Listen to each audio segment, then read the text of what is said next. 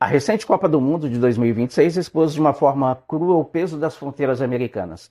Enquanto o mundo celebra o futebol, os torcedores são deportados dos aeroportos e o choro desolado de um jogador que não conseguiu levar a própria mãe ao estádio porque o visto dela não saiu a tempo, estamparam as manchetes. O episódio deixou claro, para além das fronteiras dos gramados, que a burocracia migratória dita quem pode ou quem não pode viver determinado sonho, no caso, o sonho americano. Diante disso, você já parou para pensar no que aconteceria se a partir de amanhã as fronteiras fossem abertas e qualquer pessoa pudesse entrar nos Estados Unidos sem visto? Porque muita gente pensa sobre isso e imagina que isso um dia vai acontecer. O mundo seria mais justo ou viveria um caos absoluto? Imagine a cena: aeroportos superlotados ao redor do planeta, passagens esgotadas em minutos e uma correria humana sem precedentes em direção às principais cidades americanas. À primeira vista parecia a vitória da liberdade, a realização de um sonho de consumo de milhões de trabalhadores e de milhões de turistas. Mas o que aconteceria no dia seguinte? Como as cidades americanas iam absorver da noite para o dia um contingente de habitantes disputando moradias, disputando vagas em hospitais e vagas em escolas? Como seria isso? O mercado de trabalho aguentaria o tranco ou nós veríamos os salários nos Estados Unidos despencarem por excesso de contingente, excesso de pessoas, uma concorrência enorme? Então, o choque de realidade da teoria bonita de que o mundo sem fronteiras é possível começa a ruir, transformando o que parecia um ato de justiça humanitária num gatilho para um colapso estrutural sem precedentes. Para quem passa meses organizando calhamaços de documentos, pagando taxas, contratando assessoria, pagando taxa em dólar, enfrentando fila de consulado e aquela expectativa de aprovação, o processo de visto parece uma barreira burocrática gigante, cansativa e desnecessária. Diante disso, é inevitável questionar por que as fronteiras não são simplesmente abertas para todo mundo.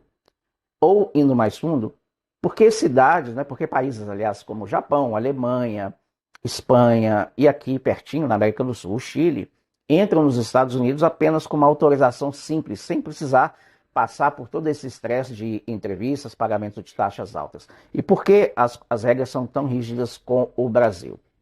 Por que a entrada livre desses países não gera o colapso? E se fizéssemos o mesmo com o Brasil, o resultado seria diferente. O que esses lugares têm que nós não temos ou vice-versa? A resposta para essa pergunta não é o preconceito, mas é uma engrenagem matemática histórica que poucos levam em conta. Mas antes de apontar o dedo e tirar conclusões precipitadas, vale a pena olhar para o outro lado da moeda, pensar de outro ponto de vista. Porque longe de ser apenas um capricho burocrático para dizer quem entra e quem não entra, o visto funciona exatamente como um cadeado de uma porta. Vamos pensar no cadeado da porta da sua casa. E se você quer entender os bastidores de como esse mercado, a geopolítica funcionam de verdade, aproveite para se inscrever aqui no canal da Vistos e Viagens há mais de 11 anos acompanhando clientes e ajudando pessoas a compreender a estratégia do visto. Bom, vamos lá. Afinal, a pergunta que fica no ar é: o que vamos responder agora? O visto americano é mesmo um privilégio injusto de poucos ou é uma ferramenta obrigatória para manter a ordem e a segurança internacional? Fica comigo até o final desse vídeo para entender o que quase ninguém aborda.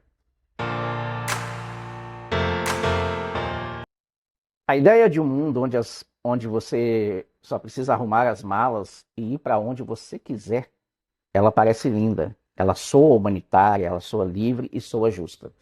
Mas a verdade nua e crua é que, historicamente, a ausência total de controle sempre cobrou um preço altíssimo. E é aqui que entendemos por que países como Chile, Japão e nações europeias não precisam de visto para entrar nos Estados Unidos, mas o Brasil precisa. A razão se resume a 3 pilares: o tamanho da população, a força da economia e a segurança. Pense bem, o Chile tem cerca de 20 milhões de habitantes. Portugal, cerca de 10 milhões. O Brasil tem mais de 200 milhões. E se os Estados Unidos abrirem as portas para o visto para um país de tamanho continental como o nosso, o volume migratório potencial é muito maior do que esses outros países. Além disso, a estabilidade econômica, os índices de segurança desses países isentos fazem com que a grande maioria dos cidadãos viajem apenas para passear e voltar. Há um equilíbrio. Quando esse equilíbrio não existe, o resultado é o colapso. Quer um exemplo histórico real? Pense no que aconteceu com a Roma Antiga. No início do Império, prosperou integrando povos, mas com o tempo a entrada massiva e repentina e totalmente desordenada de populações inteiras colapsou o sistema romano. Cidades ficaram superlotadas de uma hora para outra e a economia local quebrou.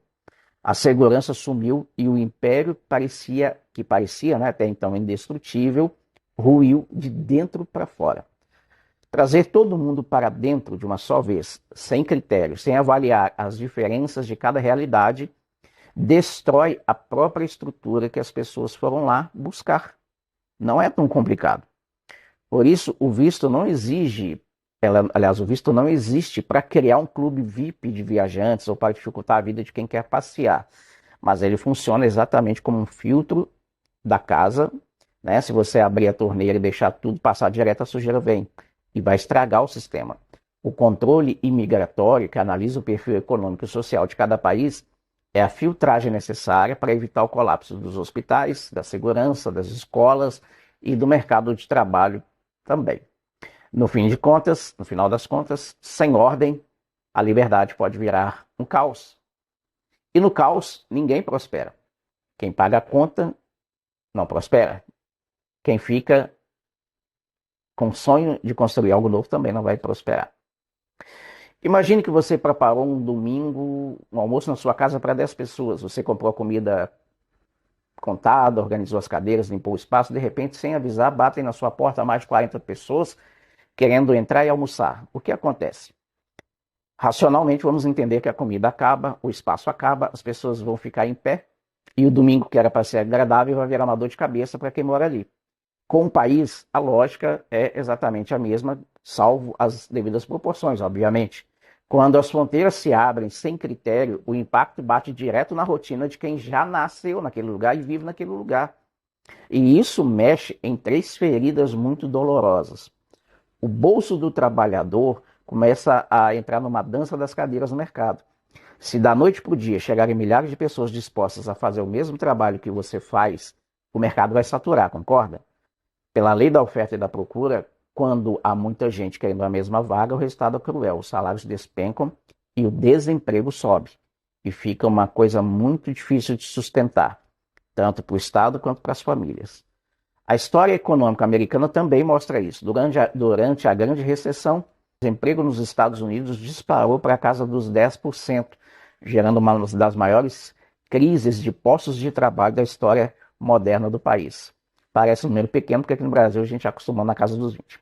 Bom, em cenários assim, a pressão do mercado interno se torna insustentável. E se não houver um controle rígido de quem entra, as coisas tendem a piorar.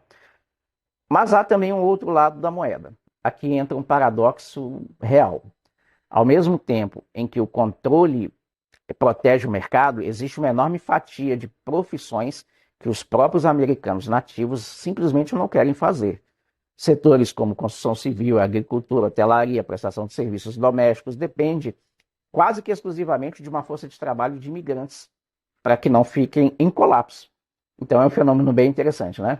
E esse fenômeno não é exclusivo deles. Aqui no Brasil, guardadas as proporções, e já começamos a ver escassez de profissões em alguns setores, técnicos e operacionais. Faltam braços porque a mão de obra local ou migrou para outro país, ou ninguém simplesmente quer trabalhar mais naquela profissão. Portanto, o controle de visto americano tende a equilibrar a balança invisível. Ela precisa segurar a enxurrada de pessoas para que a economia não quebre e não desvalorizar o salário do trabalhador local. Mas também precisa aumentar a receita, permitindo a entrada de quem vai preencher a lacuna, tanto da população que deixou abertas algumas vagas que não querem, quanto do setor de turismo. Então acaba sendo um jogo de xadrez econômico, onde cada peça precisa entrar na hora certa e ser movida na hora certa. O processo de visto serve na prática para puxar a capivara detalhada de quem quer entrar no território deles, puxar a ficha completa. É uma checagem profunda de antecedentes criminais, financeiros e sociais, os chamados vínculos. Os consulados americanos precisam e acabam utilizando sistemas integrados para cruzar dados em tempo real.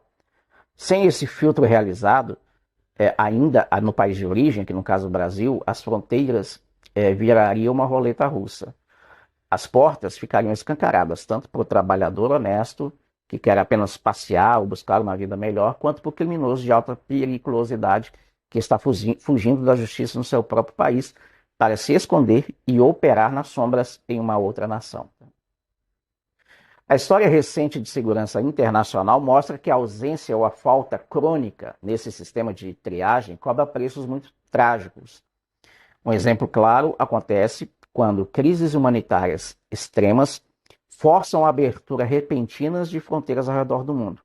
Relatórios de inteligência na Europa, por exemplo, apontam que as redes de tráfico humano, membros de facções criminosas, se aproveitam dessas brechas no passado para se infiltrar no continente misturados com refugiados legítimos.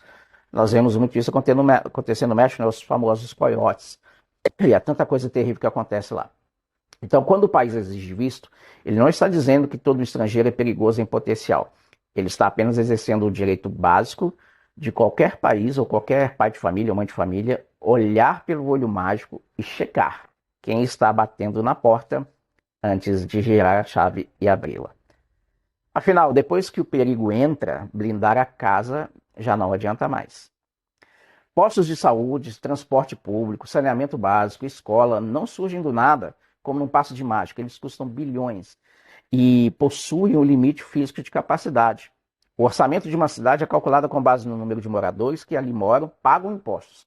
Então, se a população explode de uma hora para outra, por conta do fluxo migratório descontrolado, a conta não vai fechar.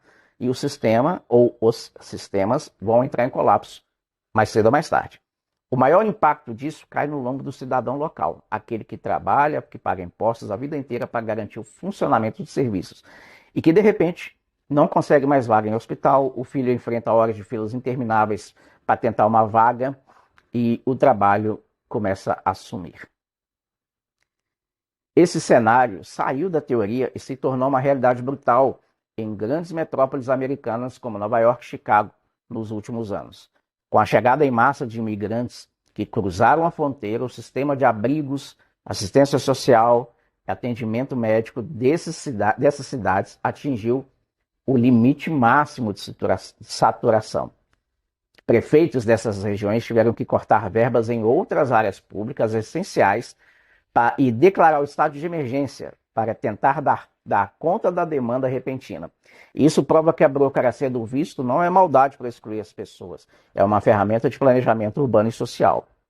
E eu sei que algumas pessoas vão dizer, mas eles têm dinheiro. Não seria muito mais fácil o próprio país cuidar dessas pessoas? Sem esse controle, a engrenagem que sustenta a qualidade de vida de um lugar quebra e a estrutura do país vai afundar, vai ser puxada para baixo, tanto para quem morava lá como para quem vai buscar uma vida melhor nesse lugar. Estamos falando dos Estados Unidos, mas se fosse o caso, se o Brasil fosse um país de primeiro mundo, poderia até acontecer aqui. Então, precisamos entender que, dentro dessas questões, a lei de imigração, ela sofre de uma falta de empatia, mas ela é baseada na sobrevivência institucional e no senso prático. Sob essa ótica, o visto deixa de ser visto como uma mera humilhação burocrática e passa a ser compreendido como um escudo que protege o emprego, a segurança e a dignidade de quem já está lá, ralando e construindo o país todos os dias. E é claro que o assunto está longe de ser uma verdade absoluta. E o debate é rico. E é justamente porque existem duas visões legítimas que podem coexistir que o debate existe. De um lado, a visão humanitária e global, que defende com total direito que as fronteiras geográficas são apenas linhas imaginárias e que o direito de ir e vir é universal, foca no acolhimento de quem busca uma vida melhor. Mas também, por outro lado, há uma visão mais pragmática e de gestão, que aponta que, sem regras claras e filtro de capacidade, as boas intenções podem colapsar diante dos limites físicos da economia, da segurança e da infraestrutura. Independente da sua visão política ou de qual lado dessa balança você apoia, o fato é que o controle de vistos não é um capricho simples. É um dos maiores e mais complexos tabus da geopolítica moderna. Afinal de contas, a grande riqueza dessa discussão está em entender que dá para desejar um mundo mais acolhedor, enquanto se reconhece a dura necessidade de manter as trancas da porta para que a casa não entre em colapso. Sendo muito sincero, no fundo, todo mundo gostaria de viajar pelo mundo como se fosse um direito livre e sem burocracia. Eu também gostaria que fosse assim. Mas em um mundo perfeito, a utopia de pegar as malas e ir para onde quiser, ela seria maravilhosa.